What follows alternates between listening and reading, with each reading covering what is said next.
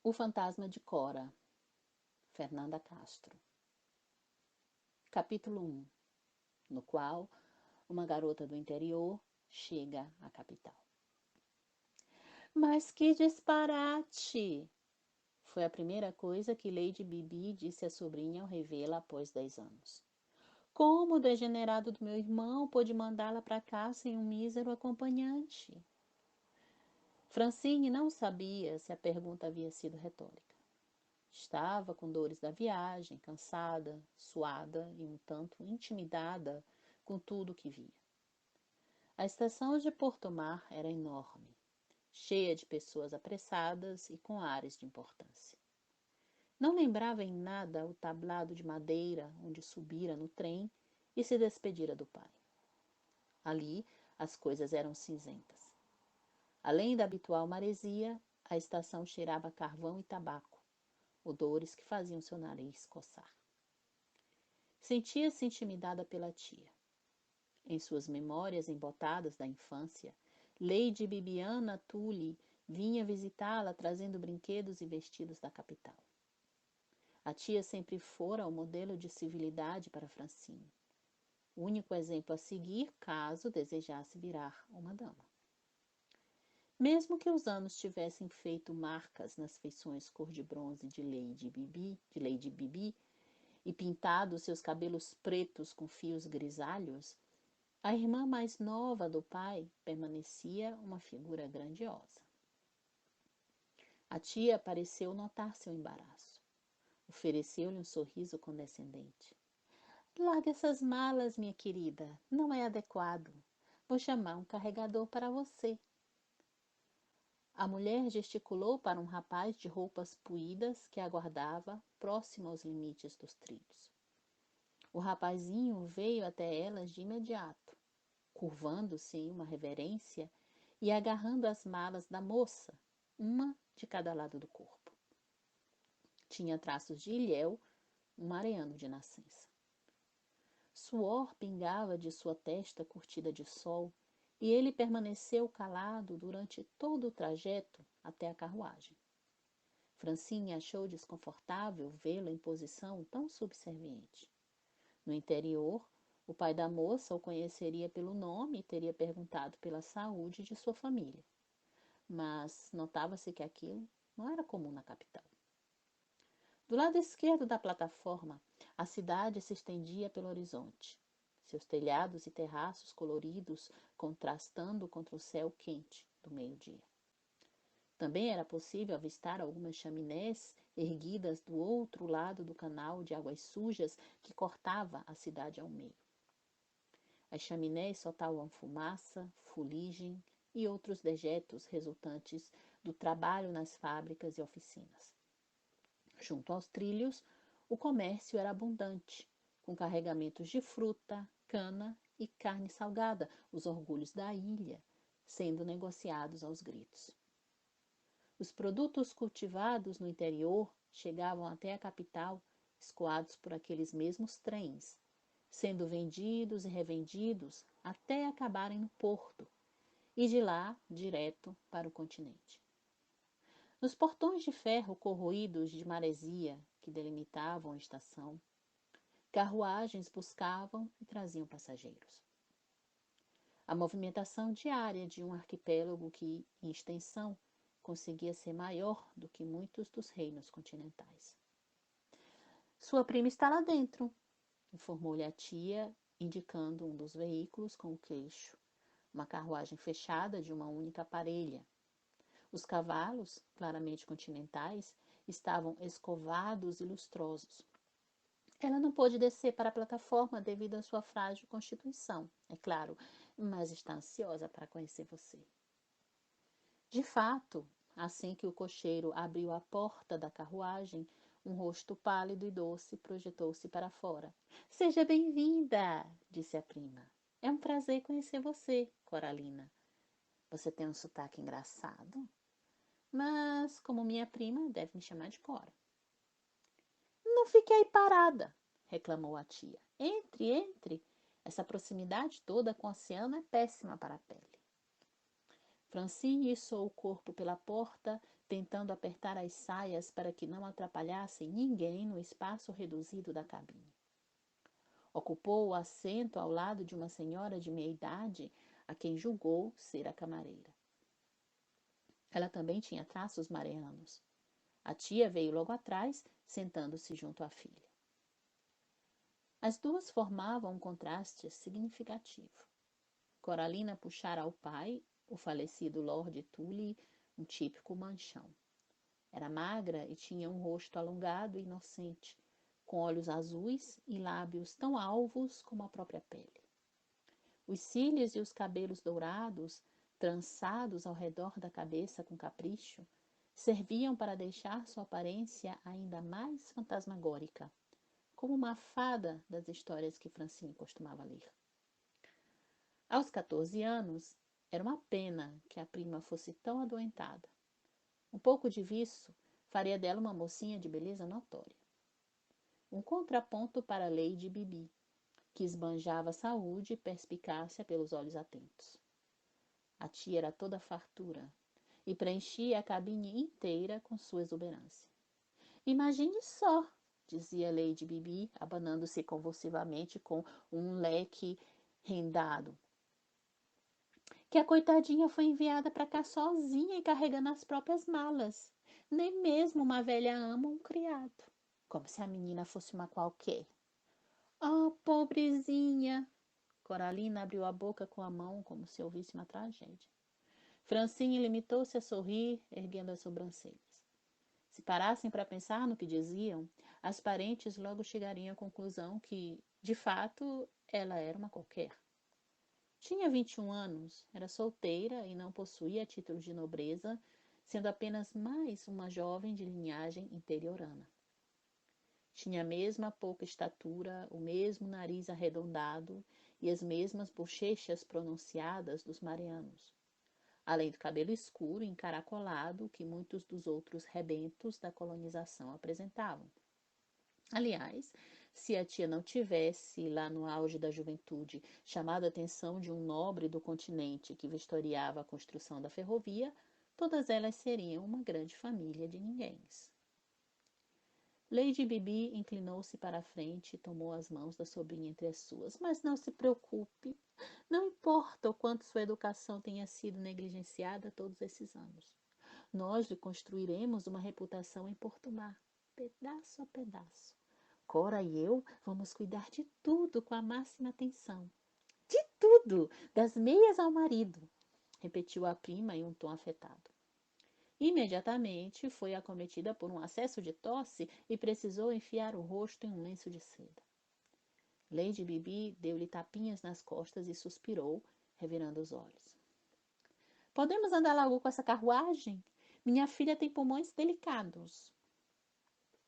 Mal a reprimenda deixou os lábios da dama e o cocheiro já estava ali se desculpando, a careca salpicada de suor aparecendo pela abertura entre as cortinas da janela. Francine sentiu-se mal pelo homem. Fazia um dia de bastante calor e o cocheiro, de certo, estava tendo dificuldades para amarrar suas malas enormes aos suportes do veículo. Com dúvidas sobre o que era suficientemente digno da capital, ela trouxera quase tudo que tinha. Os 3 irmãos chegaram mesmo a perguntar se a moça estava se mudando em definitivo. Mas ela precisava ter tudo pronto para virar uma dama, certo? Ainda que não soubesse direito como sua escova de cabelo poderia ajudá-la em tal empreitada. A carruagem deixou a estação e Francine pôde vislumbrar pela primeira vez o que era estar em uma cidade grande. A capital jamais se equipararia ao esplendor e sofisticação dos reinos continentais, ou pelo menos era o que Lady Bibi dizia, mas ainda assim era infinitas vezes mais desenvolvida do que o ajuntamento de vilas, pastos e fazendas onde Francine crescera. Maravilhada, debruçou-se sobre a janelinha, incapaz de conter a empolgação. Era como atravessar um portal para um novo mundo. Em todas as direções que se olhava, as ruas transbordavam e fervilhavam de vida. Estabelecimentos dos mais diversos tipos espremiam-se por espaço, seus letreiros e bandeirolas coloridas manchados pela poeira da rua. Meninos de bochechas sujas vendiam jornais na beira de uma praça arborizada. Estandes de especiarias dividiam o espaço da calçada com os pedestres, e senhoras de nariz em pé caminhavam com sua sombrinha enquanto vira-latas latiam para elas. Em cada viela, encarregados e marinheiros conversavam, debruçados uns sobre os outros, resolvendo serviços a mando dos patrões, jogando dados ou vendendo coisas. Quase não havia espaço nos postes para que amarrassem seus cavalos e mulas. As carruagens e carroças eram tão abundantes que precisavam parar e dar passagem para que todos pudessem transitar livremente. A tia e a prima não paravam de apontar-lhe lugares importantes no caminho, como o Jornal de Porto Mar, a agência de serviços postais e uma confeitaria cujas vitrines douradas ofuscavam a vista. Pertencia a um comerciante manchão, e dizia-se que mesmo a rainha de Mancha apreciava seu chá. Até a criada, que Francine descobriu depois se chamar Denise, contribuiu com sua dose de maravilhas. Os sentidos de Francine pareciam gritar, experimentando sensações inimagináveis para alguém que quase nunca pisara fora da fazenda e que, mesmo morando em uma ilha, contava nos dedos o número de vezes que encarara o mar. O estalido agudo dos cascos dos animais, que trotavam por ruas de paralelepípedo e não de terra, parecia marcar a pulsação da capital. O próprio ar era diferente, abafado e salgado, trazendo os odores do comércio e das pedras do calçamento. Ela mal conseguia absorver tudo aquilo. Seus olhos ardiam. Estavam arregalados e ela temia piscar em demasia e acabar perdendo alguma coisa. Se a tia ou a prima achavam graça de seu deslumbramento, que poderia ser classificado como infantil ou provinciano, não demonstravam. Pareciam verdadeiramente animadas, como se a jovem fosse um tipo de pedra a ser lapidada ou uma obra de caridade a qual se dedicariam nas próximas semanas. Ainda que houvesse um imenso abismo social separando-as, e, se Francine pudesse apontar sua posição nesse abismo, estaria no fundo dele, sentiu-se segura sob a tutela da tia. Eram da mesma família, afinal. Ela ofereceu a Lady Bibi seu melhor sorriso, repleto de gratidão. Obrigada. Acho que vou adorar esse lugar. Francine, é claro, assim como acontece com boa parte das moças ingênuas de sua faixa etária, estava redondamente enganada. Primeiro interlúdio. A mulher caminhava pela rua a passos rápidos, puxando junto aos ombros o chale trançado para se manter aquecida. Fazia um frio esquisito naquele fim de tarde, ainda que, aparentemente, ela fosse a única a perceber. Nunca fazia frio na ilha. Seu vestido, com a barra suja de poeira e puído em diversos pontos, colava em seu corpo, graças ao vento que soprava do canal, e o rio represado trazia consigo o aroma pestilento dos esgotos e da pobreza. Ela era uma triste figura. Uma coisinha franzina e solitária, tão fechada em si mesma quanto uma crisálida no caso da cidade. A mulher esfregou uma na outra as mãos cobertas por luvas. O acessório não combinava em nada com o resto das roupas. Seu andar apressado, com os saltos quadrados ecoando sobre os paralelepípedos, poderia ser tomado como o vigor da juventude, mas seria uma visão equivocada. Embora ainda fosse de fato jovem, a mulher sentia-se tonta, enjoada e sem forças. Tinha a mente anuviada e a estranha sensação de que precisava chegar em casa a qualquer custo. Caso contrário, corria o risco de desabar ali mesmo, no meio da rua. Era esse único raciocínio que a mantinha em movimento. Se o caminho de casa não estivesse tão bem gravado em sua memória, ela talvez já estivesse vagando a esmo. Continuou margeando o canal de águas escuras até a região onde morava. Pegou uma das vielas laterais entre as portas descascadas dos cortiços. Chegaria dali a mais 2 horas e uma virada à direita. Passou por um grupo de meninos brincando na calçada. Eles chutavam uma bola improvisada com sacos de estopa e não pareciam sentir frio. A mulher costumava cumprimentá-los, passar a mão na cabeça deles, admirando-se por aquelas pequenas criaturas com energia suficiente para brincar e dançar a ciranda, mesmo após um dia de trabalho. Dessa forma, mal notou suas feições. Dessa vez, mal notou suas feições.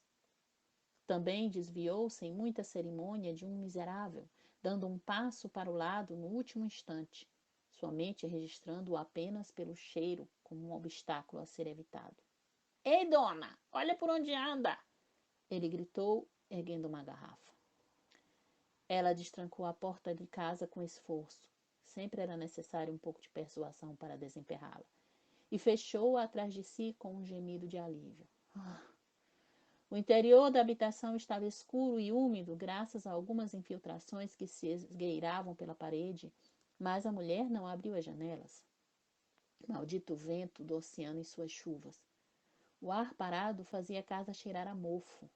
Precisaria conversar com o senhorio sobre aquilo, mas estava tão cansada.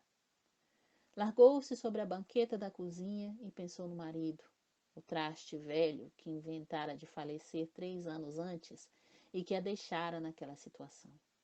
Maldito, ele e sua bebedeira. Felizmente, Deus a havia poupado de ter filhos.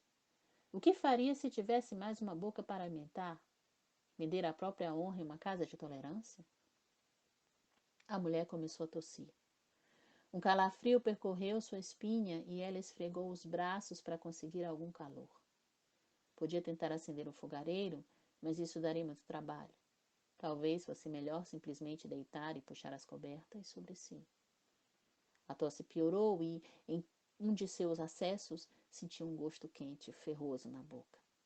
Estava terrivelmente enferma e não tinha a quem recorrer. Os pais moravam do outro lado do arquipélago, numa ilhota menor, e sempre foram contra seu casamento.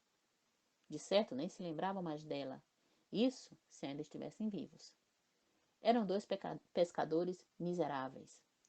Ela não tinha irmãos ou irmãs, e seus poucos conhecidos estavam ocupados demais com a própria vida para perder tempo cuidando de outra pessoa. A mulher retirou uma das luvas e limpou o sangue da boca com as costas da mão. Não enxergava muito bem na penumbra, mas sabia que a pele de seus dedos estaria suada, manchada e rugosa, descolando em mais de um ponto e cheia de feridas. Odiava olhar para as próprias mãos pálidas, odiava lembrar que estavam naquele estado. Sua mente divagou à deriva em um mar de recordações. Pensou na infância, lembrou-se de uma boneca bonita que a mãe tinha costurado e que lhe dera de presente. Em um único instante de lucidez, em meio ao delírio, ela temeu pelo emprego. Se não recuperasse a saúde até o amanhecer, teria de faltar ao trabalho e então seria dispensada. Vagas para gente como ela andavam escassas. E com certeza haveria alguém mais saudável para ocupar seu posto na manhã seguinte. Trêmula e sentindo a cabeça girar, forçou-se a comer um pouco de pão duro e água, somente para vomitar o conteúdo da refeição logo depois. Encolheu-se na cama como uma criança, tossindo e com lágrimas nos olhos. Puxou o cobertor sobre a cabeça. Adormeceu, desejando com todas as forças que tudo terminasse, que os problemas pudessem se resolver sem que ela precisasse segurar todas as pontas como uma corda de navio bem esticada e prestes a partir. A mulher faleceu naquela mesma noite. Seu corpo branco azulado e rígido foi encontrado 3 dias depois, quando os vizinhos notaram o mau cheiro. Lamentaram por ela, mas ninguém ficou realmente surpreso. A morte era comum por ali.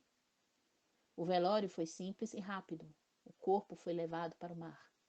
O senhorio pregou tábuas nas portas e janelas da casinha para garantir que nenhum mendigo se instalasse antes da chegada de um novo inquilino. Ele também juntou os poucos pertences da morta e os vendeu. O fantasma da mulher, por outro lado, permaneceu ali. Translúcida como um lençol posto para secar, ela ria e gargalhava, livre de toda dor, sem fome ou cansaço, nem sequer lembranças. Pagava pela casa e passava horas deitada no estrado vazio da cama, apenas sorrindo. Naquele eterno escuro, gostava de pôr as mãos na frente do rosto. Suas mãos brilhavam como dois faróis na escuridão. Eram tão bonitas.